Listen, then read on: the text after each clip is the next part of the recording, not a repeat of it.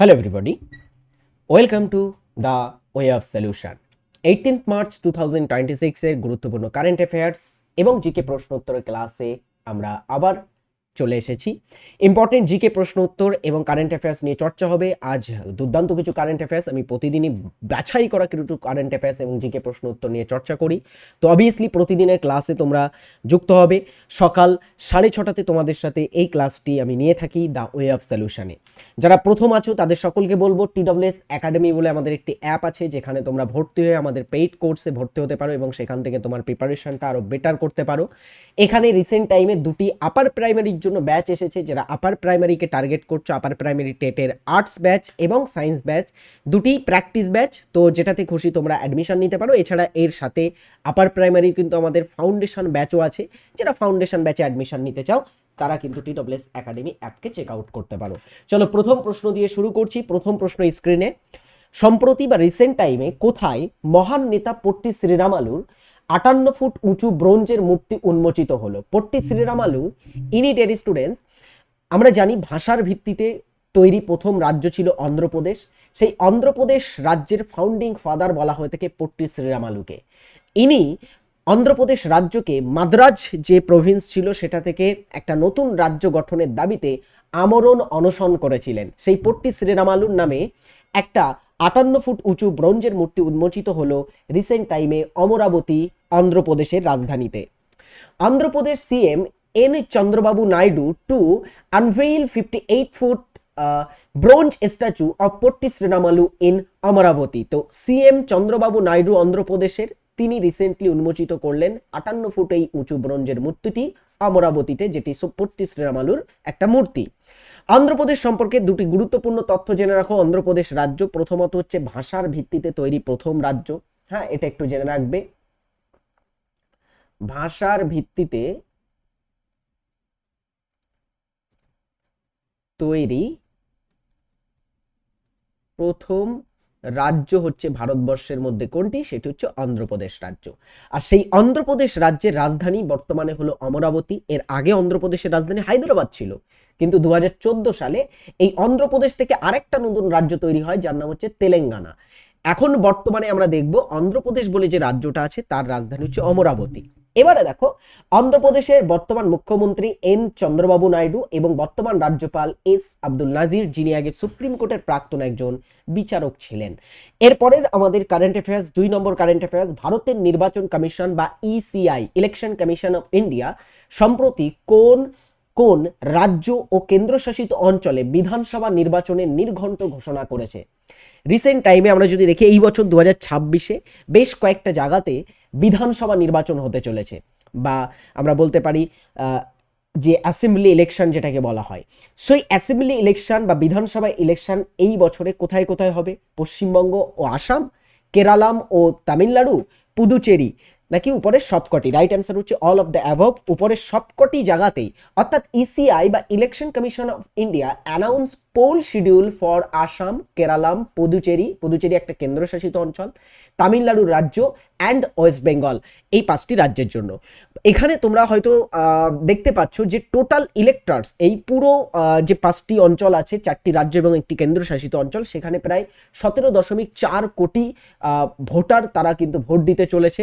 হ্যাঁ, festival of election our pride, এটা কিন্তু থিম বা এটা একটা মোটো রাখা হয়েছে, যেটার উপরেই কিন্তু এই বছরের আমাদের এই 5টি জায়গাতে ইলেকশন হচ্ছে। অ্যান্ড টোটাল যদি আমরা অ্যাসেম্বলি কনস্টিটিউয়েন্সিস দেখি তাহলে 824 মানে 824টি বিধানসভাতে নির্বাচন হবে এই পুরো সবগুলো রাজ্য মিলে। তার ভিতরে আমরা জানি পশ্চিমবঙ্গে কতগুলি আছে বলো তো দেখি বিধানসভার সিট? কমেন্ট বক্সে সকলে জানাবে পশ্চিমবঙ্গে বিধানসভার সিট কতগুলি। Total polling station 2.19 lakh and total election official যদি অফিসিয়ালস যদি দেখি সেটা হচ্ছে 25 লাখসের কাছাকাছি। তো এটা হচ্ছে এই বছরে আমাদের 2026-এর বিধানসভা নির্বাচন এই জায়গাতে হতে চলেছে, ইনক্লুডিং আমাদের ওয়েস্ট বেঙ্গল। এরপরে 2026 সালে ড্যাশের নেতৃত্বে আয়োজিত একটা দেশের নাম হবে এখানে, যার নেতৃত্বে আয়োজিত যুদ্ধ মহড়া সি ড্রাগন এ ভারত অংশগ্রহণ করেছে। কাদের নেতৃত্বে আয়োজিত হচ্ছে সি ড্রাগন? সেই সি ড্রাগনে আমাদের ভারত অংশগ্রহণ করেছে। সি ড্রাগনটা আয়োজিত হচ্ছে মার্কিন যুক্তরাষ্ট্রের নেতৃত্বে। Indian navy join US led, এটা ইউএস দ্বারা লেড হচ্ছে বা ইউএস দ্বারা আয়োজিত, ইউএস এর নেতৃত্বে আয়োজিত হচ্ছে একটা আমরা বলতে পারি এক্সারসাইজ সি ড্রাগন সাবমেরিন হান্টিং এক্সারসাইজ, মানে অ্যান্টি সাবমেরিন, আমরা অ্যান্টি সাবমেরিন ওয়ারফেয়ারের মধ্যে এটা পড়ছে, তো এটা একটা অ্যান্টি সাবমেরিন হান্টিং একটা এক্সারসাইজ বা মহড়ার মধ্যে পড়ছে সি ড্রাগন। অংশগ্রহণকারী দেশ কে কে আছে? ভারত এখানে অংশগ্রহণ করছে এবং মার্কিন যুক্তরাষ্ট্র অবভিয়াসলি আছে। এছাড়াও এই মহড়ায় জাপান, কানাডা, দক্ষিণ কোরিয়া, অস্ট্রেলিয়া এবং নিউজিল্যান্ডের নৌবাহিনী ও বিমান বাহিনী অংশ নিচ্ছে। অলরাইট, এর পরেরটা আমাদের 4 নম্বর current affairs. Each and everybody সকলে এটার উত্তর কমেন্ট করে জানিয়ে ফেলো। প্রতি বছর কোন তারিখে ভারতে জাতীয় টিকাদান দিবস বা ভ্যাকসিনেশন ডে সেলিব্রেট বা পালন করা হয়ে থাকে?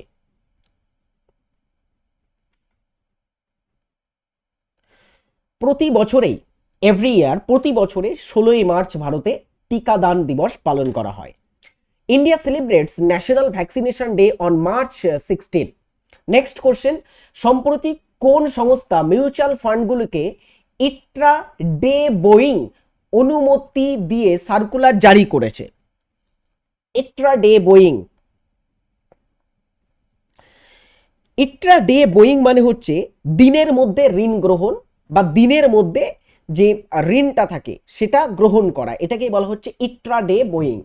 তো মিউচুয়াল ফান্ডগুলির মধ্যে সম্প্রতি যে সংস্থা মিউচুয়াল ফান্ডগুলিকে দিনের মধ্যে ঋণ গ্রহণের অনুমতি দিয়ে একটি সার্কুলার জারি করেছে সেটি হচ্ছে SEBI. SEBI issues circular allowing mutual fund to undertake intraday borrowing. Okay, চলো এর পরেরটা আমরা দেখব, কোন স্থান থেকে দেশের প্রথম সাউন্ডিং রকেট সফলভাবে উৎক্ষেপণ করা হয়েছে? দেশের প্রথম, ভারতবর্ষের প্রথম সাউন্ডিং রকেট সেটা উৎক্ষেপণ করা হয়েছে কোন স্থান থেকে?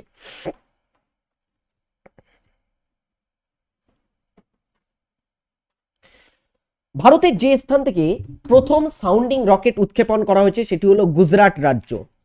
Gujarat make milestone to space in space research with first sounding rocket at Dholera. তো রিসেন্টলি গুজরাট একটা মাইলস্টোন, একটা ইতিহাস তৈরি করেছে এবং সেটা কিসের মাধ্যমে? তারা কিন্তু প্রথম সাউন্ডিং রকেট উৎক্ষেপণ করেছে গুজরাটে ধোলেরাতে। ওড়িশার কোন গ্রামটিকে সম্প্রতি রাজ্যের প্রথম স্মার্ট ভিলেজ হতে চলেছে? কোন গ্রামটি, কে নয়, এটা কোন গ্রামটি, এখানে একটা এক্সট্রা কে পড়ে গেছে, যাই হোক। ওড়িশার কোন গ্রামটি সম্প্রতি রাজ্যের প্রথম স্মার্ট ভিলেজ হতে চলেছে? Right answer কুসুনপুর। কুসুনপুরটা ওড়িশাতে অবস্থিত আছে। ওড়িশার Kusunpur village in Odisha's Kendrapara district, ওড়িশার কেন্দ্রপাড়া জেলাতে এটা অবস্থিত। Is set to become the state first village smart village officially announced by CSIR. CSIR যারা আছে তারা রিসেন্টলি অফিসিয়ালি অ্যানাউন্স করেছে যে উড়িষ্যার প্রথম যে ভিলেজ, প্রথম যে স্মার্ট ভিলেজ সেটা হতে চলেছে কুসুনপুর, যেটি ডিয়ার স্টুডেন্টস ওড়িশার কেন্দ্রপাড়া জেলাতে অবস্থিত আছে। সম্প্রতি কোন রাজ্য সরকার 500টি গ্রামকে প্রাকৃতিক কৃষিগ্রাম হিসাবে গড়ে তোলার ঘোষণা করেছে? বলো, দারুণ আরো একটা প্রশ্ন পেয়ে গেছি আমরা। সম্প্রতিকালে একটা রাজ্য বা একটা রাজ্যের সরকার 500টি, সেই রাজ্যের 500টি গ্রামকে প্রাকৃতিক কৃষি গ্রাম হিসাবে গড়ে তোলার ঘোষণা করেছে, সেটি হলো গুজরাট রাজ্য। দেখো, Gujarat government to develop 500 villages as natural farming village বা প্রাকৃতিক কৃষি গ্রাম হিসাবে গড়ে তোলার কিন্তু ঘোষণা করেছে গুজরাট সরকার। এই ছিল আমাদের আজকের গুরুত্বপূর্ণ 8টি কারেন্ট অ্যাফেয়ার্স। ইম্পর্টেন্ট 8টি কারেন্ট অ্যাফেয়ার্সই আমাদের খুব গুরুত্বপূর্ণ কারেন্ট অ্যাফেয়ার্স ছিল। অ্যান্ড এর পরের দিনে চেষ্টা করবো আরও কিছু গুরুত্বপূর্ণ কারেন্ট অ্যাফেয়ার্স নিয়ে আসার। প্রতিদিনই তোমাদের জন্য কারেন্ট অ্যাফেয়ার্সের ক্লাস হচ্ছে অন দিস চ্যানেল। এই চ্যানেলেই আমরা পাচ্ছি কিন্তু এই ক্লাসগুলো আমি দিচ্ছি তোমরা প্রতিদিন করো, ফ্রি অফ কস্ট তোমরা এই ক্লাসটা দেখতে পাবে এই চ্যানেলে। আর আমাদের অন্যান্য ব্যাচগুলোতে তোমরা যদি যুক্ত হতে চাও, যারা রেলের ফাউন্ডেশন ব্যাচ নিতে চাও তো যুক্ত হতে পারো, আপার প্রাইমারি, হ্যাঁ, তারপরে ANM GNM WP KP combined foundation batch, এই সমস্ত ব্যাচে না আমরা বেস্ট ক্লাস দিয়ে থাকি।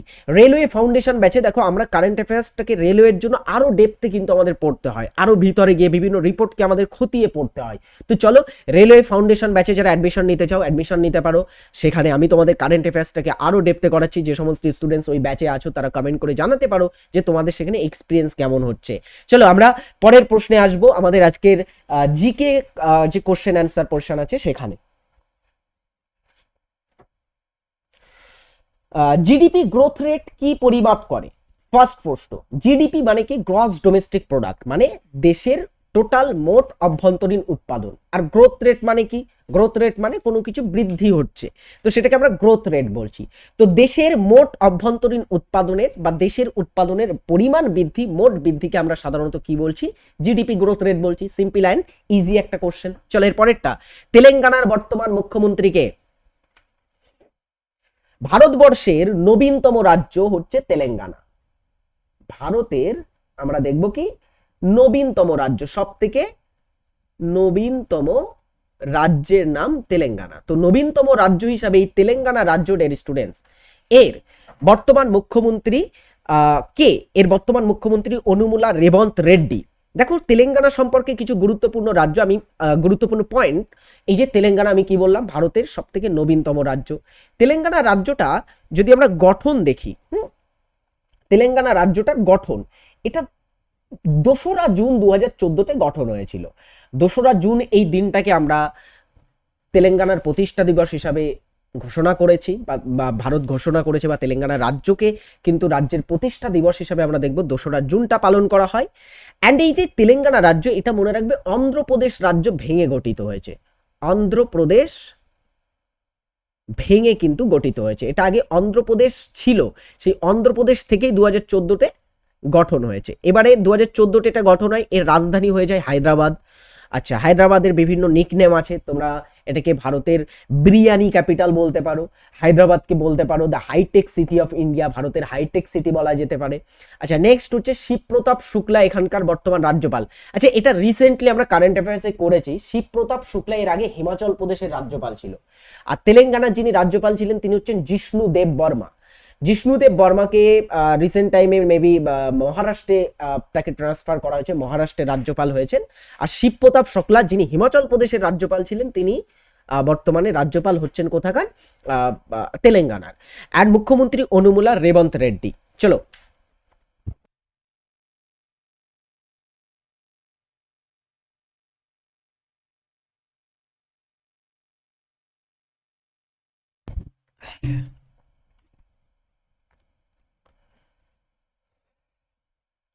দেউচা পাঁচামি কয়লা খনি কোন জেলায় অবস্থিত? দেউচা পাঁচামি এটা পশ্চিমবঙ্গের সব থেকে বৃহত্তম কয়লা খনির মধ্যে পড়ে। পশ্চিমবঙ্গের সব থেকে বড় কয়লা খনির নাম কি?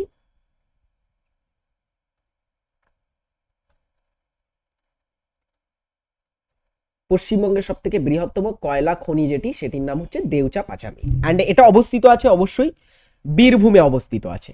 এছাড়া পশ্চিম বর্ধমানে আমরা পাবো রানীগঞ্জ, ভারতের প্রাচীনতম একটা কয়লা খনির মধ্যে পড়ে। ঠিক আছে। আচ্ছা, আমাদের পশ্চিমবঙ্গে প্রধানত কোন ধরনের কয়লা পাওয়া যায়? একটু কমেন্ট করে বলো তো দেখি, পশ্চিমবঙ্গের প্রধানত কোন ধরনের কয়লা পাই আমরা? পশ্চিমবঙ্গে যে কয়লাগুলো পাওয়া যায় বেশিরভাগ কিন্তু পাওয়া যায় দামোদর ভ্যালি অঞ্চলে। শুধু পশ্চিমবঙ্গে নয়, পুরো ভারতের যত কয়লা আছে সেটাকে যদি 100% ধরি, সেই 100%-এর 80% কয়লা আছে কোথায়? দামোদর ভ্যালি কর্পোরেশন অঞ্চলে। তো পশ্চিমবঙ্গে কোন ধরনের কয়লা পায়, বা দামোদর ভ্যালি অঞ্চলে কোন ধরনের কয়লা পায়?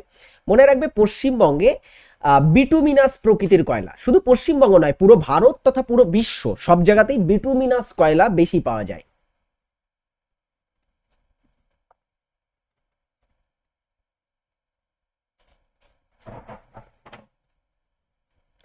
সর্বাধিক পরিমাণে আমরা দেখব বিটুমিনাস কয়লা পাওয়া যায়, বুঝলে?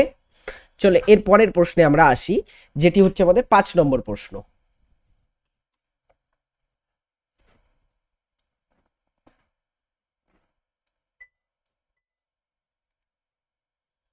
কোন মুঘল সম্রাট দু আসপা এবং সি আসপা প্রথা বা র্যাঙ্কিং প্রবর্তন করেছিলেন? একজন মুঘল সম্রাট করেছিলেন দু আসপা সি আসপা র্যাঙ্কিং প্রবর্তন, এটা করেছিলেন মুঘল সম্রাট জাহাঙ্গীর। দেখো দু আসপা কি আর সি আসপা কি? দু আসপা মানে এর অর্থ হলো একজন সাওয়ারের কাছে, মানে একজন সৈন্য বা যিনি তোমার হচ্ছে সেনা থাকবেন তার কাছে দুটি ঘোড়া থাকবে, অর্থাৎ একজন মনসবদারের অধীনে যদি 1000 সাওয়ার থাকে এবং তাতে দু আসপা মর্যাদা দেওয়া হয়, তবে তাকে 2000টি কিন্তু ঘোড়া রাখতে হবে। তাহলে কি বলা হচ্ছে, মনসব যারা থাকে সেই মনসবের অধীনে যে সমস্ত সাওয়াররা থাকে, ঘোড় সাওয়ার আর কি, হ্যাঁ, তো ঘোড় সাওয়ার যদি 1000 থাকে তাহলে 2000 কিন্তু ঘোড়া রাখতে হবে, এটাকে দু আসপা বলা হচ্ছে। আর সি আসপা কি? সি আসপার অর্থ হলো একজন সাওয়ারের কাছে 3টি ঘোড়া থাকবে। তো 3টি ঘোড়া মানে তখন আবার একটা মনসবের অধীনে যদি 1000 সাওয়ার বা ঘোড় সাওয়ার থাকে তাদের জন্য 3000 ঘোড়া লাগবে, বুঝতে পারছো? এটাকে দো আসপা এবং সি আসপা বলা হচ্ছে। বহির্জাত প্রক্রিয়ার মূল উৎস কি? বহির্জাত প্রক্রিয়ার মূল উৎস কি? বহির্জাত প্রক্রিয়ার মূল উৎস হচ্ছে সূর্য। বহির্জাত প্রক্রিয়ায় প্রধানত সূর্য বা সৌরশক্তি মূল উৎস হিসাবে কাজ করে। ব্যাডমিন্টন ওয়ার্ল্ড ফেডারেশন বা বিডব্লিউএফ এর সদর দপ্তর কোথায় অবস্থিত? চলো, খুব দারুণ একটা প্রশ্ন পেয়েছি আমরা। ব্যাডমিন্টন ওয়ার্ল্ড ফেডারেশন বা বিডব্লিউএফ এর সদর দপ্তর কোথায় আছে?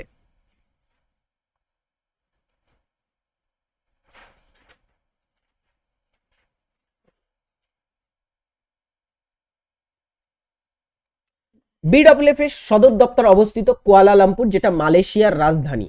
আরো কিছু সংস্থার এরকম নাম বলি আমি, যেগুলো বিভিন্ন খেলার সাথে যুক্ত।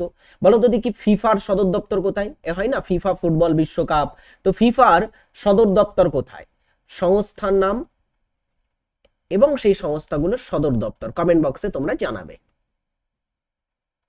ফিফার সদর দপ্তর একটা, আরেকটা হচ্ছে আইসিসি সদর দপ্তর, আরেকটা হচ্ছে ইন্টারন্যাশনাল অলিম্পিক কমিটির সদর দপ্তর, আইওসি যেটাকে বলছি।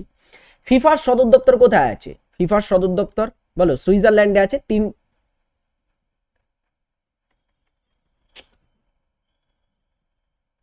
ফিফার সদর দপ্তর সুইজারল্যান্ডের কোথায়? জুরিক শহরে আছে, জুরিক সুইজারল্যান্ডের। আর আইসিসি সদর দপ্তর দুবাইতে আছে, দুবাই, ইউএইর দুবাইতে। আচ্ছা, আর আইওসি ইন্টারন্যাশনাল অলিম্পিক কমিটির সদর দপ্তর লোজান বলে একটি শহরে পাচ্ছি, যেটাও সুইজারল্যান্ডের একটি শহর, লোজান সুইজারল্যান্ডে, সেখানে এর সদর দপ্তর অবস্থিত আছে। বুঝেছো? চলো এর পরের প্রশ্নে আমরা আসি। সুপ্রিম কোর্ট রাষ্ট্রপতিকে যে পরামর্শ দেয় তা রাষ্ট্রপতির জন্য বাধ্যতামূলক, বাধ্যতামূলক নয়, নাকি শুধুমাত্র সংসদের অনুমোদনে বাধ্যতামূলক, নাকি উপরের কোনোটিই নয়? ভারতের সংবিধানে একটা আর্টিকেল আছে জানো, 143 ধারা, 143 নং ধারা অফ ইন্ডিয়ান কনস্টিটিউশন। সেই ধারা অনুসারে আমরা দেখছি রাষ্ট্রপতি চাইলে, রাষ্ট্রপতি যদি চায় তাহলে সুপ্রিম কোর্টের পরামর্শ নিতে পারে, সুপ্রিম কোর্টের পরামর্শ নিতে পারে।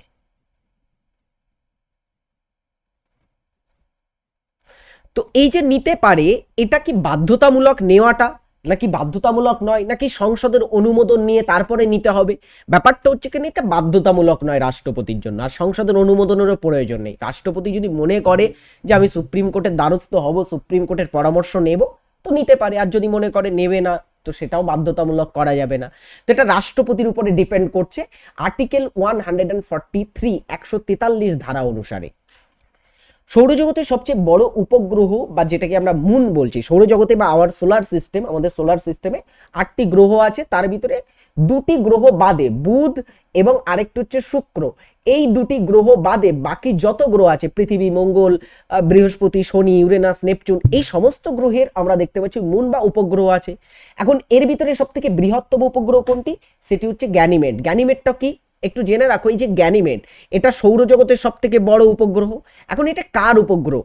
এটা কিন্তু বৃহস্পতির একটা উপগ্রহ, বৃহস্পতির একটি উপগ্রহ এটা, বুঝলে? আচ্ছা, এরপরে দেখো টাইটান, এটা হচ্ছে শনির উপগ্রহ, শনির উপগ্রহ। আর চাঁদটা তো আমরা জানি এটা হচ্ছে আমাদের পৃথিবীর একমাত্র উপগ্রহ। এরপরে প্রাদেশিক সংবিধান কমিটির চেয়ারম্যান কে ছিলেন? আমাদের যে গণপরিষদ ছিল সেই গণপরিষদে বিভিন্ন কমিটি ছিল, তার ভিতরে প্রাদেশিক সংবিধান কমিটি ছিল, মানে প্রভিন্সেস যেটাকে বলা হচ্ছে। সেই যে প্রাদেশিক সংবিধান কমিটি ছিল সেটার যিনি চেয়ারম্যান ছিলেন তিনি হলেন Sardar Vallabhbhai Patel. Option B is right answer, D sorry. এরপরেরটা, বেদের অর্থ কি? এটা তোমরা কমেন্ট বক্সে জানাবে, তোমাদের এটা একটা বাড়ির কাজ দেওয়া রইলো, সকলে এটা কমেন্ট বক্সে জানাবে বেদের অর্থ কি। মহাত্মা গান্ধীর ডান্ডি অভিযান কেন হয়েছিল? গুজরাট রাজ্য, সেই গুজরাট রাজ্যে আমরা একটু যাব। গুজরাট রাজ্য, এখানে গান্ধীজি একটা আশ্রম তৈরি করেছিলেন যার নাম হচ্ছে সবরমতী আশ্রম। সবরমতী আশ্রম, এই সবরমতী আশ্রম থেকে মহাত্মা গান্ধী 12ই মার্চ 1930 সালে একটা মার্চ বা একটা তোমার হচ্ছে পদযাত্রা শুরু করেছিলেন, যেটাকে আমরা বলছি কি, যেটাকে বলছি ডান্ডি মার্চ। তো এই ডান্ডি মার্চটা করা হয়েছিল গান্ধীজির দ্বারা শুরু 12ই মার্চ। কেন এটা করা হয়েছিল? বিকজ অফ লবণ আইন ভঙ্গের জন্য। এরপরে গিয়ে 6ই মার্চ তোমার 6ই এপ্রিল, সরি মার্চ নয়, সরি মাফ করবে। চলো সবাই একটা করে লাইক করে ফেলো, ক্লাসে দ্রুত একটা করে লাইক করো। দেখি 6ই এপ্রিল এই দিনটাতে কি হয় জানো? 6ই এপ্রিল এই দিনটাতে তোমার গান্ধীজির সমুদ্র তট থেকে লবণ তুলে নেন হাতে এবং লবণ আইন ভঙ্গ করেন, লবণ আইন ভঙ্গ করেন, বুঝেছো? এরপরে শুরু হয় আইন অমান্য আন্দোলন, এর পরপরই আইন অমান্য আন্দোলন হয়েছিল। তো এটা হচ্ছে লবণ আইন ভঙ্গের জন্য হয়। এরপরেরটা দেখি, নিচের কে লোকসভার প্রোটেম স্পিকার নিযুক্ত করেন?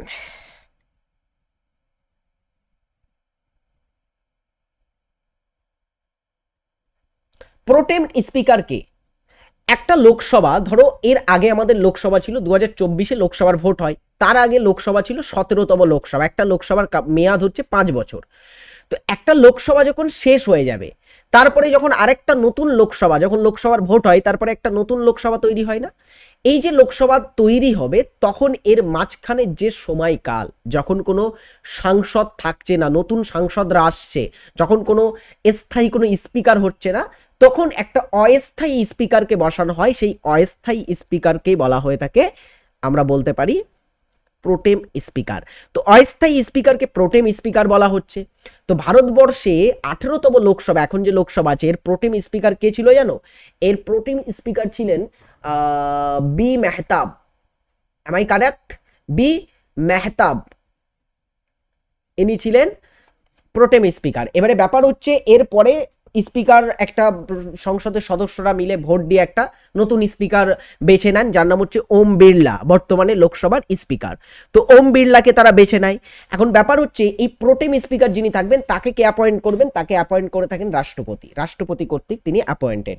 এরপরে বিন্ধ্য ও সাতপুরা পর্বত দুটোই আমরা জানি স্তূপ পর্বত। তো এই যে স্তূপ পর্বত যেখানে থাকবে তাদের মাঝখানে আমরা দেখবো একটা থাকবে কি, গ্রস্থ উপত্যকা। তো এদের মাঝখানে যে গ্রস্থ উপত্যকা আছে তার মধ্য দিয়ে প্রবাহিত নদী কোনটি? কোন নদী প্রবাহিত হয়েছে?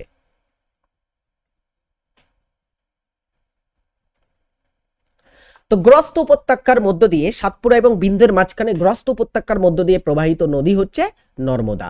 এরপরেরটা হচ্ছে এটি বিয়ন্ড রিলিজন, মানে ধর্মের উপরে বা বিয়ন্ড রিলিজিয়ান, বইটির লেখক কে? বিখ্যাত এই যে বই, ফেমাস বই লিখেছেন চতুর্দশ দলাই লামা। দেখি চতুর্দশ দলাই লামার কিছু বই, the art of happiness, the book of joy, freedom in exile, এটা হচ্ছে তার একটা অটোবায়োগ্রাফি, অটোবায়োগ্রাফি, ঠিক আছে? অটোবায়োগ্রাফি অফ দলাই লামা বা 14th Dalai Lama, freedom in exile, নির্বাসনের স্বাধীনতা, an open heart, appearing the empty, beyond religion and voice for the voiceless, এই হচ্ছে কয়েকটা বিখ্যাত বই তার। আর রিসেন্টলি তিনি অডিও বুকের জন্য কিন্তু গ্রামি পুরস্কার জিতেছেন, জানো? দলাই লামা 2026-এ গ্রামি অ্যাওয়ার্ড জিতেছে, আমরা কারেন্ট অ্যাফেয়ার্সে করেছি না, গ্রামি বিজয়ী তিনি। তো তো ভেরি ইম্পর্টেন্ট এটা। চলো এরপরের প্রশ্নটা, গ্রামী বিজয়ীটা বিভিন্ন পরীক্ষায় আপকামিং যে পরীক্ষাগুলো হবে সবকটাতে আসছে, এটা মাথায় রেখো।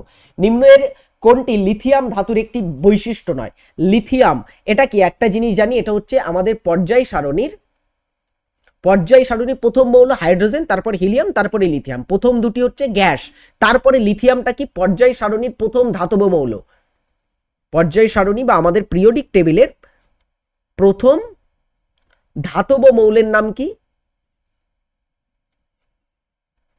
প্রথম ধাতব মৌলের নাম হচ্ছে লিথিয়াম। এখন লিথিয়ামের পারমাণবিক সংখ্যা 3, ঠিক আছে। লিথিয়ামের গলনাঙ্ক তুলনামূলকভাবে, লিথিয়াম একটা কিন্তু ক্ষার ধাতু, এটা মাথায় রাখবে, এটা একটা ক্ষার ধাতুর মধ্যে পড়ে। তো লিথিয়াম যেহেতু একটা ক্ষার ধাতু, এর কিন্তু আমরা দেখব অন্যান্য ক্ষার ধাতুর তুলনায় এর গলনাঙ্ক যথেষ্ট কম। এটি জলে ভাসে, যেহেতু হালকা ধাতু তাই জলে ভাসে। এটা সবচেয়ে ভারী ধাতু? এটা কখনোই হবে না, এটা কিন্তু সবচেয়ে হালকা ধাতুর মধ্যে পড়ে। লিথিয়ামটা কি? সবচেয়ে হালকা ধাতু। আমাদের যত ধাতু আছে না পৃথিবীতে, সব থেকে হালকা ধাতুর নাম কি? সেটি হচ্ছে লিথিয়াম। এরপরে, রাষ্ট্রপতি নির্বাচন কারা করেন? রাষ্ট্রপতির নির্বাচন কারা করে? রাষ্ট্রপতি নির্বাচনের সাথে যুক্ত থাকে আমাদের লোকসভার সদস্য এবং রাজ্যসভার সদস্য। লোকসভা এবং রাজ্যসভার সদস্য দুটোকে একসাথে আমরা এখানে বলছি সংসদ, ঠিক আছে। অর্থাৎ মেম্বার অফ পার্লামেন্ট, যারা এমপি থাকবে আর কি, মেম্বার অফ পার্লামেন্ট। রাজ্যসভার এমপি হতে পারে বা লোকসভার হতে পারে, দুটো এমপি।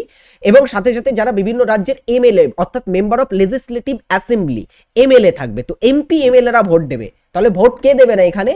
বিধান পরিষদ বা যারা লেজিসলেটিভ কাউন্সিলের সদস্য। বিকজ লেজিসলেটিভ কাউন্সিল সবকটা রাজ্যে কিন্তু নেই, সবকটা রাজ্যে নেই। এটা হচ্ছে ভারতের মাত্র 6টি রাজ্যে দেখতে পাবো আমরা লেজিসলেটিভ কাউন্সিলটা। সো এখান থেকে আমরা দেখতে পাচ্ছি লেজিসলেটিভ কাউন্সিলটা বাদ যাবে, এই কারণে অপশন ডি রাইট অ্যান্সার হবে না। লোকসভা, রাজ্যসভা, বিধানসভা বললে হতো সঠিক উত্তর। চলো এর পরের প্রশ্ন এটি, ফিতাকৃমির প্রাণী জগতের কোন দলভুক্ত? ফিতাকৃমি যেটা হয়,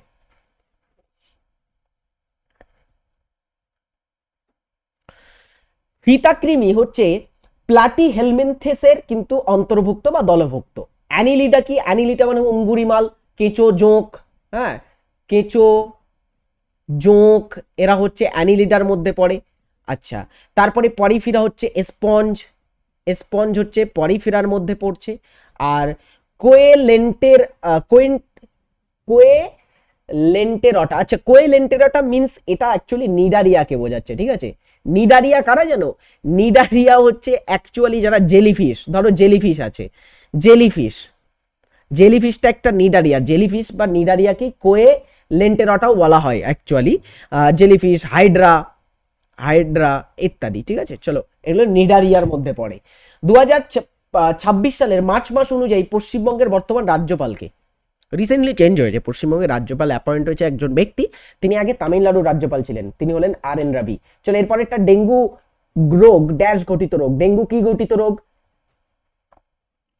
এটা হয়ে থাকে ফ্লাভি ভাইরাসের কারণে, ফ্লাভি ভাইরাসের কারণে। আচ্ছা, ফ্লাভি ভাইরাস গঠিত একটা রোগ, তাহলে এটা ভাইরাস বসবে এখানে। ডেঙ্গু রোগ একটি ভাইরাস গঠিত রোগ। আচ্ছা, এরপরেরটা, গান্ধী সাগর অভয়ারণ্য মূলত কোন বিপন্ন প্রাণীর প্রাকৃতিক আবাসস্থলের জন্য বিখ্যাত? গান্ধী সাগর এই যে অভয়ারণ্য, এটা অবস্থিত আছে মধ্যপ্রদেশ। তো মধ্যপ্রদেশ রাজ্যে অবস্থিত গান্ধী সাগর অভয়ারণ্যটি, এটা ডিয়ার স্টুডেন্টস কোন প্রাণীর জন্য বিখ্যাত? রাইট অ্যান্সার চিতাবাঘের জন্য বিখ্যাত। এছাড়া আরেকটা জাতীয় উদ্যান আছে যেটার নাম হচ্ছে কুনো জাতীয় উদ্যান। তোমরা জানো নিশ্চয়ই, এই কুনো জাতীয় উদ্যানে অনেকগুলো তোমার হচ্ছে চিতাবাঘ বিভিন্ন আফ্রিকান কান্ট্রি থেকে আনা হয়েছে, হ্যাঁ, বতসোয়ানা, নামিবিয়া ইত্যাদি জায়গা থেকে আনা হয়েছে। তো কুনো জাতীয় উদ্যানটাও চিতাবাঘের জন্য বিখ্যাত। সো মধ্যপ্রদেশে সব থেকে বেশি মানে চিতাবাঘ আমরা দেখবো কুনো জাতীয় উদ্যান। দেন সেকেন্ড পজিশন হচ্ছে গান্ধীসাগর অভয়ারণ্য, যেটা চিতাবাঘের জন্য বিখ্যাত। এই ছিল আজকের আমাদের ক্লাস। আই হোপ ক্লাসটি তোমাদের খুব ভালো লেগেছে। ভালো লাগলে সকলে একটা করে লাইক করবে, অ্যান্ড ইচ অ্যান্ড এভরিবডি আমাদের সোশ্যাল মিডিয়াতে ফলো না করলে ফলো করতে পারো। This is Arabul Rahman. Hope তোমাদের ক্লাসটি অনেক হেল্পফুল একটি ক্লাস হয়েছে। Each and everybody daily watch করো আমাদের এই ক্লাসগুলো। আশা করবো তোমাদের পরীক্ষা একটা খুব ভালো ফল হবে। Tata, by.